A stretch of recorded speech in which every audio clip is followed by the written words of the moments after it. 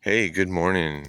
Thankfully, you weren't in the car that this used to be. Now it's apocalyptic art covering up the industrial uh, substations that are required for modern electricity. Hey, I want to talk about some ideas today. Um, what what is something that you really don't like? What is something that you don't like? And can you imagine if somebody was going to make you pay for the things that you don't like? What would that make you feel like? And I don't know. I mean, I think you would feel like almost like a victim because somebody is forcing you to do something that you don't want to do. And one of the problems in the world today is that patience is getting very thin. Patience is getting very, very thin. And I used to be impatient. I mean, when I was a little kid, if I wanted something, I wanted it right now. I mean, because I'm like, why not? I mean, if I can build my life right now, why can't what I want happen right now? I mean, you know, because why not? Well, that's okay if you're the one providing for it, and you have the resources available, and you want to put that time and energy towards what you want to do, right? Because what you do with your time should be yours. But if we want other people to provide for us in every way that we want, we should offer them something in return that they find valuable. Or it's almost like we're enslaving somebody. Right? I'm gonna try to keep the wind out of this thing because yesterday's video had some bad spots on it. Um, but yeah, so I mean, if you were being forced to pay for something that you don't want, you would probably say, "Hey, that's not cool." But that's what's happening in the world right now. Is there's been like this game of ping pong happening, between the left and the right, and it's being done in a way that the people that are being solved or being paid to solve the problems, they aren't really solving the problems. They are making money, a lot of money, off of maintenance of the problems.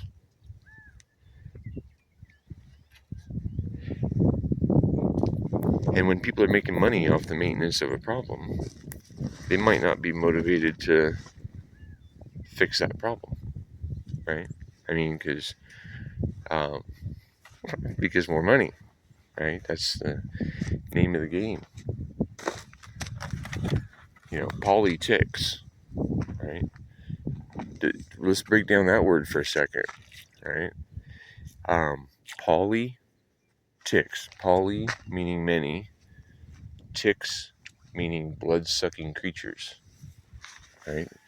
Like vampires, I mean, because that's kind of what that is.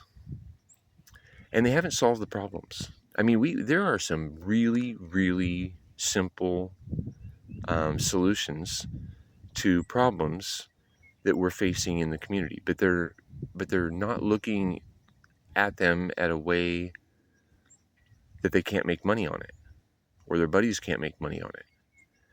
Whereas I've been studying.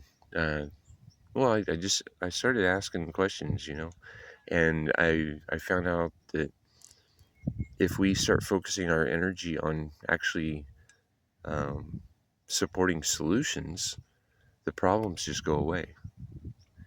And there's some actually really simple solutions. I mean, they're excitingly simple, and they start with us working locally and starting to delegitimize the idea of the authority of somebody somewhere else over our life. Because, I mean, does somebody somewhere else, can they run your life better than you? I mean, that's probably it's probably a far stretch, because a lot of those people, they're in debt, and they they're corrupt. They've corrupted themselves. In all sorts of ways. Insider trading, or manipulation of markets, or just little tweaks and little bends and little moments of moral flexibility.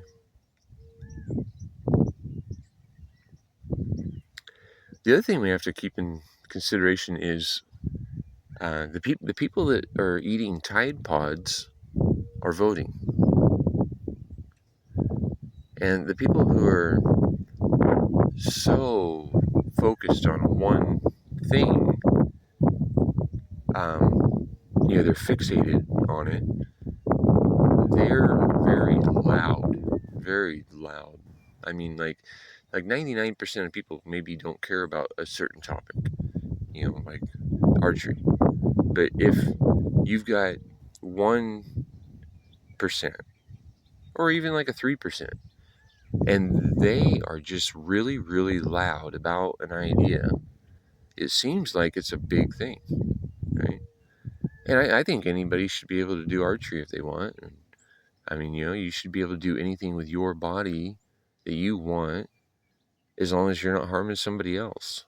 I mean, voluntary participation, right? I mean, if what you're doing is with consent of the other person, right? Um, then you do it. And I mean, there's an age of consent for sure, in certain activities. But if what you're doing isn't harming anybody, then why are there so many rules that keep people from doing, and they're not even necessarily laws, um, or even written down, but there's like these social expectations that a lot of people play by. And what we've kind of moved into is well, honestly, I've been here for 51 years, and this is more of a dystopia than a utopia than uh, from when I started here. I mean, there was a lot more freedoms, but there was less accountability. So I think there was probably even more bullying, especially by the police. They don't have, uh,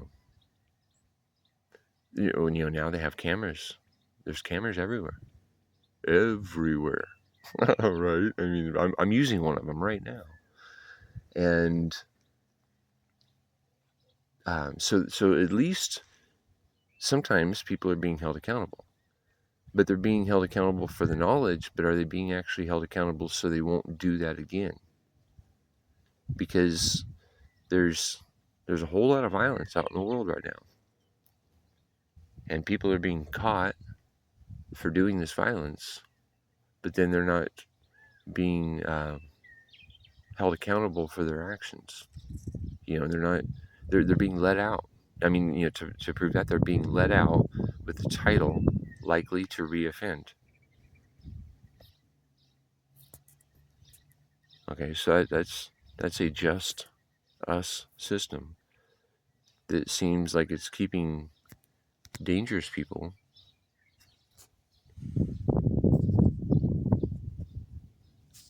on the streets.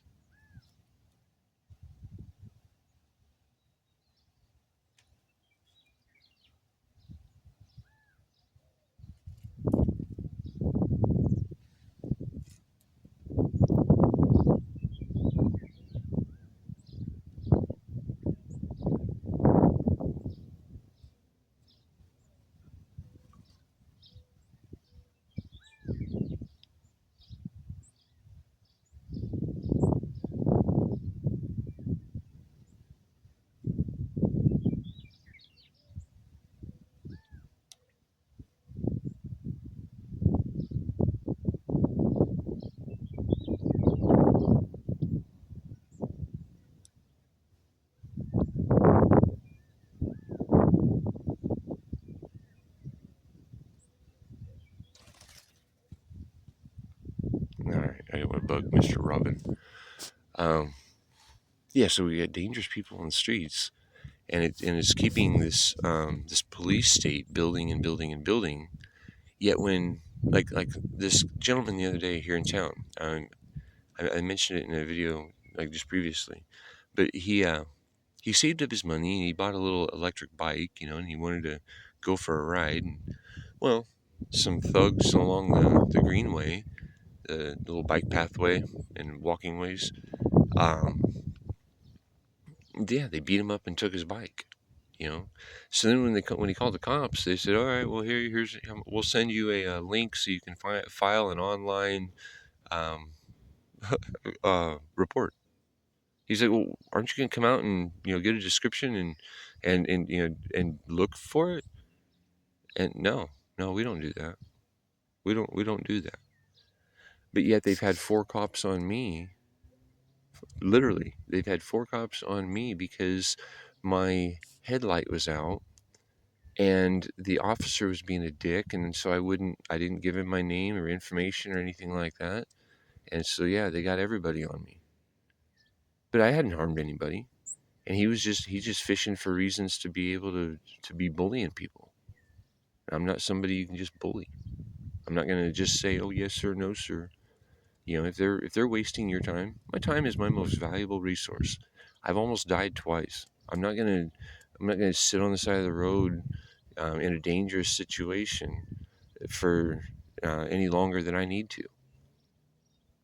They are public servants. They're here to serve us.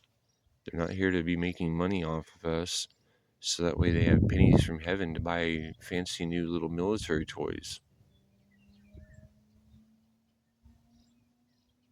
It used to be that police protected and served,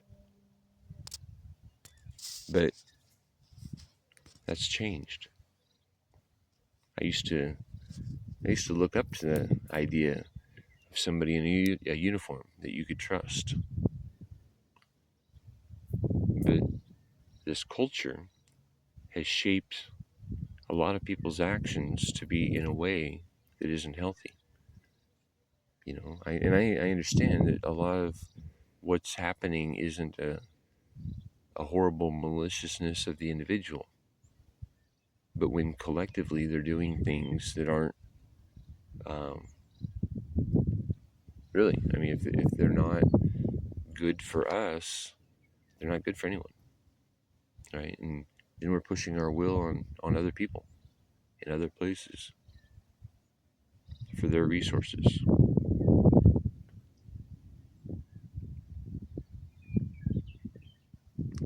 The idea of controlling other people has us in quite the turmoil globally. But when we recognize free will and what a gift that is to make your choices for you,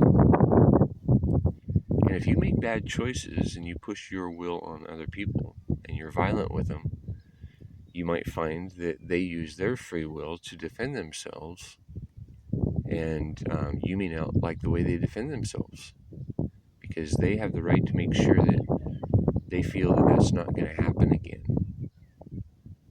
Go out in nature and poke a bear, see what happens.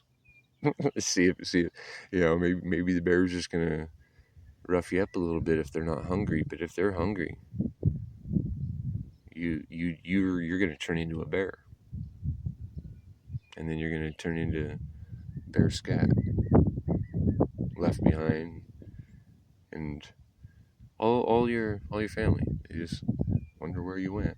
They went hiking one day with a big stick. I wonder where they're at. I wonder what they're doing. Oh, the doves are coming in now.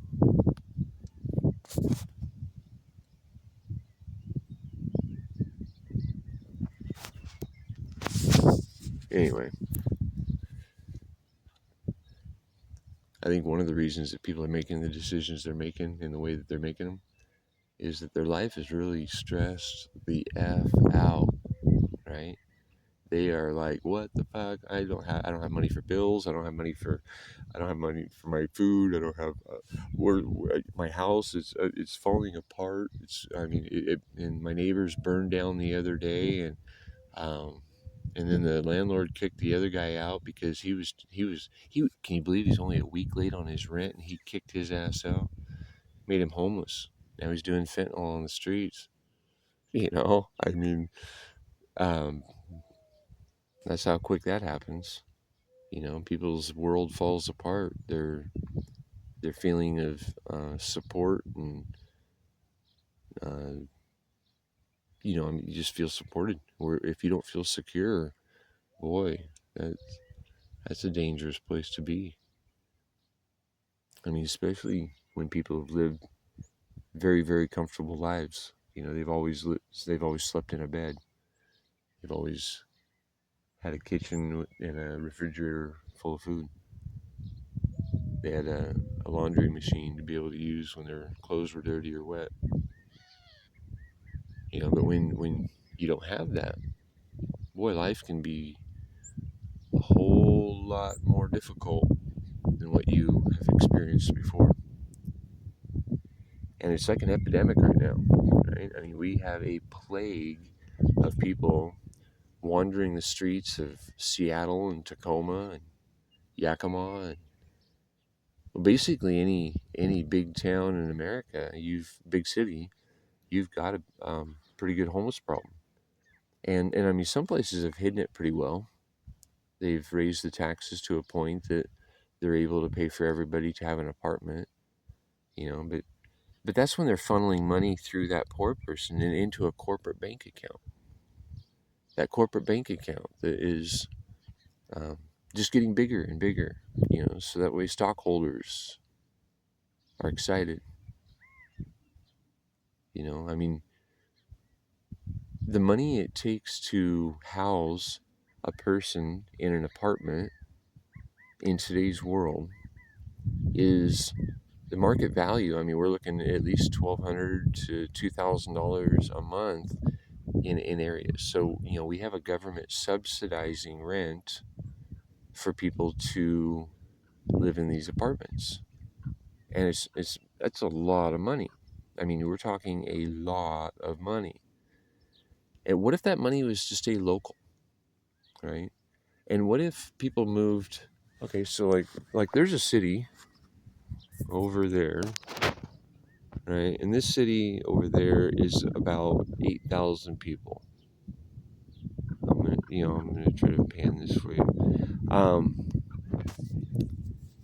So that city is about 8,000 people, and it doesn't really have much of a homeless problem because they don't provide many services for homeless people. So they're on the other side of the ridge. The homeless folks are in Yakima because there's a mission there, and there's lots of apartments that do Section 8, and there's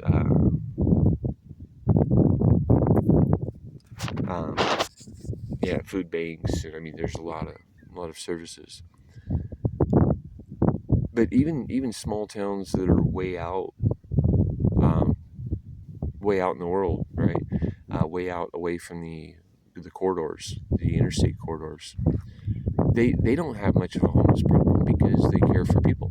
People have an extra room in their house, and so they exchange labor or money. Because it's not that a person can't afford rent; it's just that they can't afford to be exploited for rent.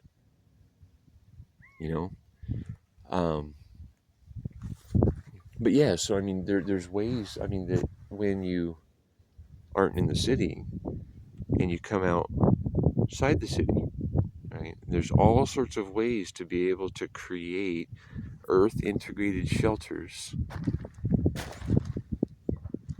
using rocks or tires or glass bottles or like animals figured this stuff out. They figured out how to use the earth to be comfortable. But we've been trying to insulate ourselves from the earth for a long time, right? We've been insulating ourselves from the earth, and we found struggle. We've been insulating ourselves from what is natural. And we find war, and we find stress, and we find people inoculating themselves with whatever some eugenicist tells them to inoculate themselves with. They line up in parking lots, in tents, and accept things that somebody somewhere said would be good. Well, you got to figure though, you got to look at our perspective of what is good. You know, some people think that good is health and happiness and peace and abundance, and ways to live life that make you happy, right? I mean, yeah, that's happiness, peace, and abundance, right? That's what we all really want. But some people's view of good is a depopulation. You know, because when you get a lot of people, it's really hard to control them. And you can only control people when they're really dependent. And when they're dependent, they'll do exactly as you tell them to do, because you're the one giving them the things that they need, right? But when people aren't dependent, they can do what they want to do because they're not reliant on anybody to give them something. And that's the thing, is there's a lot of people that they're afraid to speak up, they're afraid to speak out, they're afraid to stand up against oppression because they're afraid of the repercussions that they might lose their job. They might lose their social standings. They might lose friends. They might lose family even, right? I mean, you know, there's families that are heavily divided because of beliefs. They're heavily divided because of BS. Belief systems. And that's where, should we ever have a belief in something? Or should we wait until we have a knowing? You know, because, right, I can believe a lot of things. I can believe things that I don't have proof of.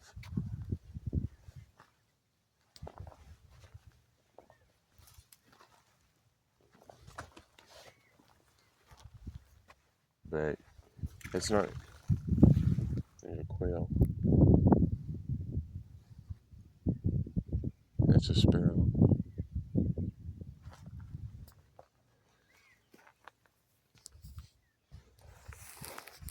Anyway, yeah, it's just, so I started shaping this valley just a couple years ago, and getting it to spread out and hold on to water. This is natural. This has not been modified at all. Where these lupine are, but the little aqueduct areas that slow down the water,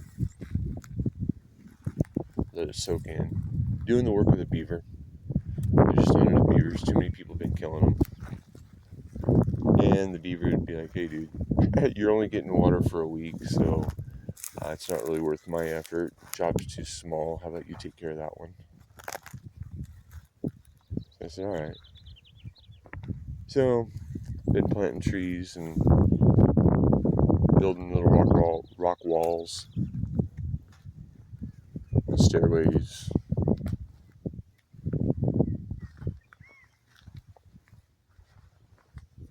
But yeah, so anyway, there's solutions to the problems that we face, right?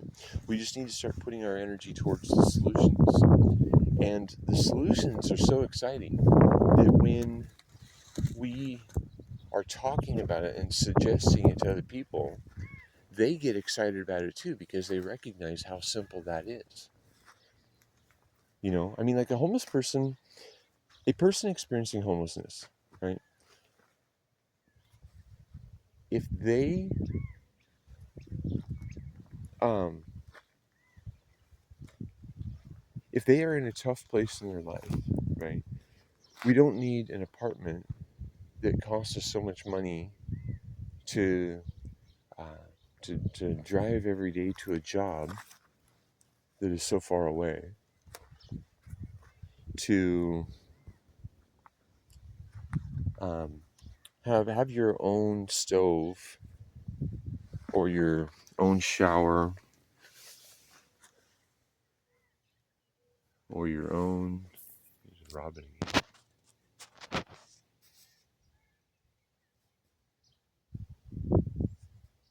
or your own washer and dryer. You know, everybody doesn't need to have that at all, like available to them all the time, right? I mean, that's just silly. It's expensive. It's really expensive. So what if you just had a really comfortable shelter, a comfortable room that was all yours, and you felt secure. You could store your things. You had showers available to you. You had bathroom, places to use the bathroom, right? I mean, because that's a natural thing that happens. Place to do your laundry. You feel secure. You can blossom. And when you feel secure and you have a space to create from, you can grow. You can expand. You can save up some money. And you could go buy your own property somewhere else. Like you can, really land that is outside of cities. If it's away from a paved road, it's actually pretty inexpensive. And if 5 or 10 people came together and they said, "Hey, let's go buy, 10 acres and divide it up," and they could do it for just what would be a few months worth of rent, and they could live there forever, well, forever's a long time. Um, you can live there until your skin suit wears out, right? An unimproved, like if you don't have a big residence, a big house built on a property, the taxes stay very affordable. I mean, because you're not living there. You're maybe you're using that space to sleep and store your things, but you're living outside. You're living in the world.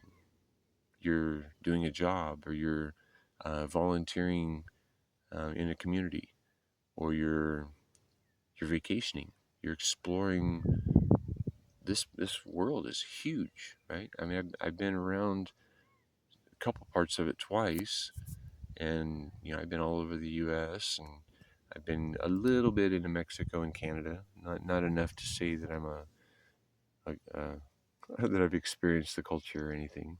Not really on the level that I'd like to, but it's exciting to travel.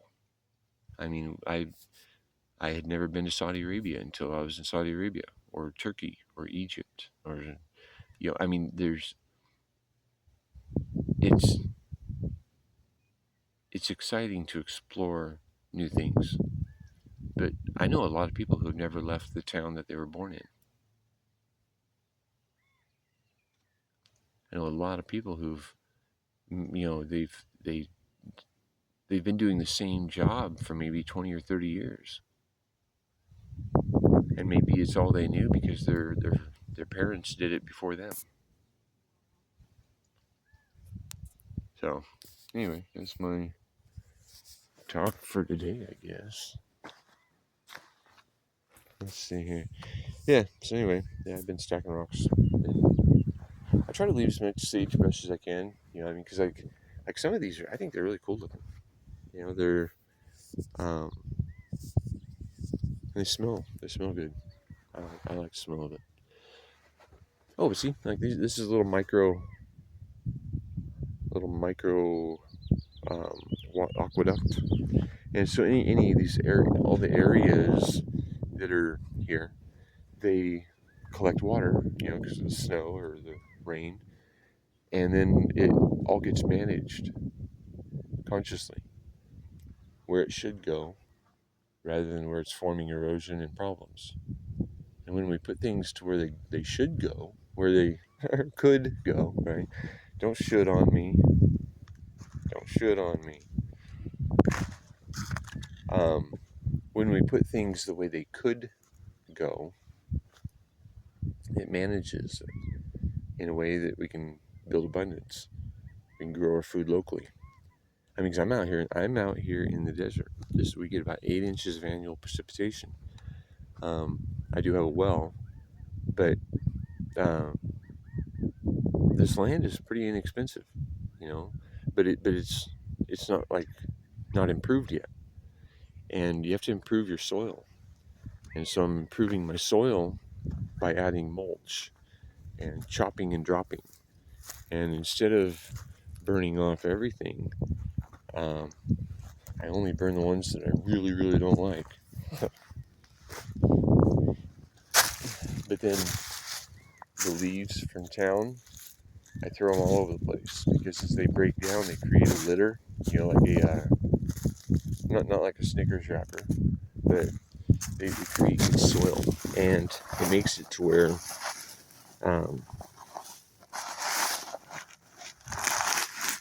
it's like still holding on the moisture, so it looks like it's dry on the top, but it's still moist soil on the bottom. And that sort of stuff starts to thrive.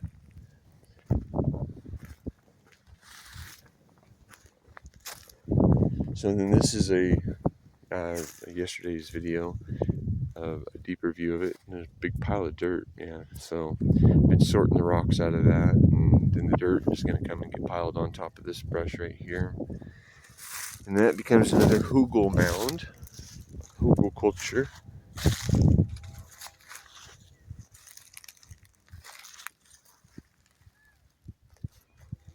There's like little pathways everywhere, right? And 52 weeks out of the year, you walk down them.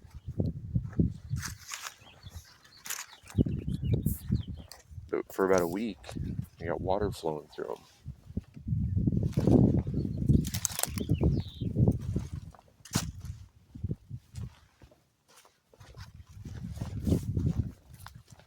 And then anytime you start introducing water or hydration into an area that has never had it, you get some settling.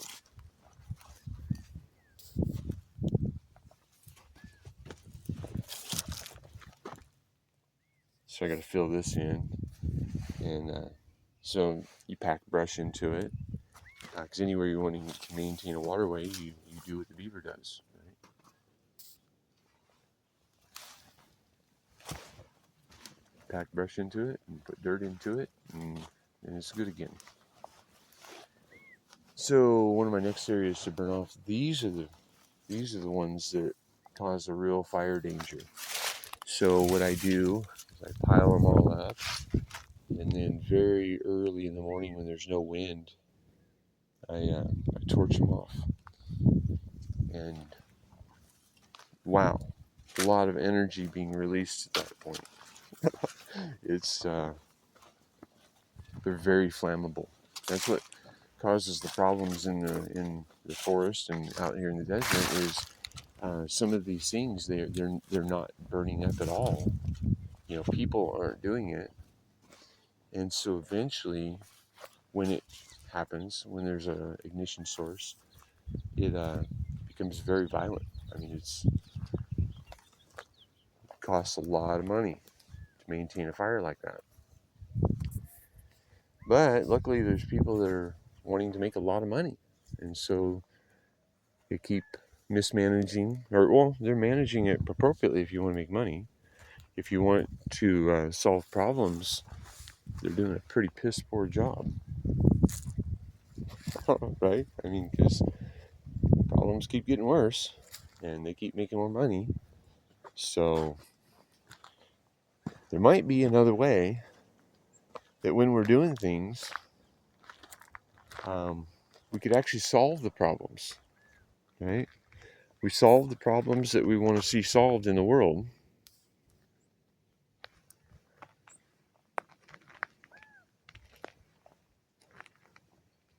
by doing something different, doing what makes sense, doing things the way nature does. You know, and I've never seen a squirrel stack rocks like this, but I've seen monks stack rocks like this. And monks learn from nature how nature thrives. Nature thrives in balance. Nature thrives in diversity. Nature thrives with everybody knowing their role in what they do, where they fit in, where they are of support.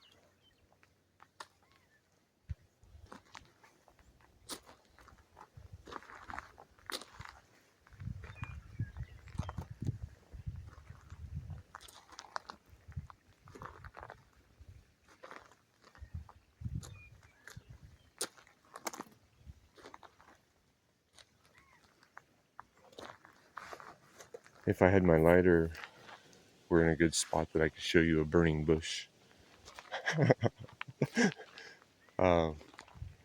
It's kind of exciting. Happens quite often out here. Anyway, I guess that's what I gotta say about that.